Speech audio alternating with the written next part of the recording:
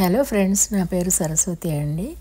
ఇవి lotus seeds అయినా lily seeds అయినా ఇదే పద్ధతి అండి. ఇగో ఇక్కడ డింపుల్ ఉంటుంది చూడండి, పైన చిన్నగా నొక్కున్నట్టు. దాన్ని శాండ్ పేపర్ మీద బాగా రుద్దాలండి. రుద్దితే పైన చెక్కు ఊడినట్టు ఊడుతుంది. చూడండి అది ఎట్లా తయారవుతుందో కూడా మీకు చూపిస్తాను. శాండ్ పేపర్ మీద రబ్ చేయడం అయ్యాక ఇదిగోండి, రబ్బింగ్ అయిన తర్వాత ఇట్లా కనిపిస్తుంది. లోపల వైట్ పార్ట్ కనపడినట్టు కనిపిస్తుంది అనమాట. అప్పుడు కనుక దీన్ని మనం నానబెడితే తొందరగా స్ప్రౌట్ అవుతుంది అనమాట. 3 డేస్లోనే వచ్చేస్తుందండి. ఇది ఇట్లా నానబెట్టాలి, రోజు నీళ్లు మార్చాలండి. అలా మారుస్తూ ఉంటే నీళ్లు కుళ్ళిపోకుండా విత్తనం బాగుంటాయి అన్నమాట. అందుకని రోజు మార్చాలి, జాగ్రత్తగా మార్చాలి. ఈ స్ప్రౌట్ వచ్చిన తర్వాత కొంచెం బాగా జాగ్రత్త పడాలండి, లేదంటే స్ప్రౌట్ విరిగిపోతుంది. 4 డేస్, 5 డేస్, 6 డేస్, 7 డేస్ అట్లా రోజు మార్చాలండి నీళ్ళు.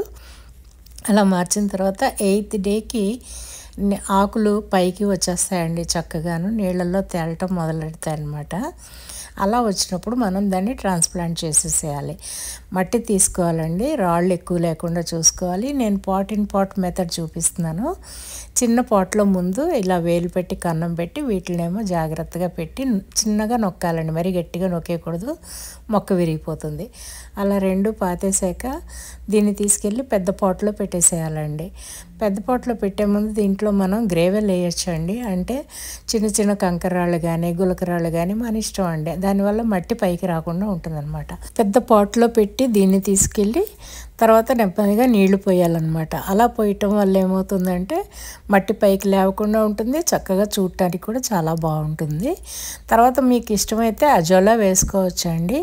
చేపలు వేసినప్పుడు అజోలా వల్ల పైకి కనిపించకుండా మిగతా బర్డ్స్ వచ్చి తినేయకుండా ఉంటాయన్నమాట ఓపెన్ ఎయిర్లో పెట్టినప్పుడు.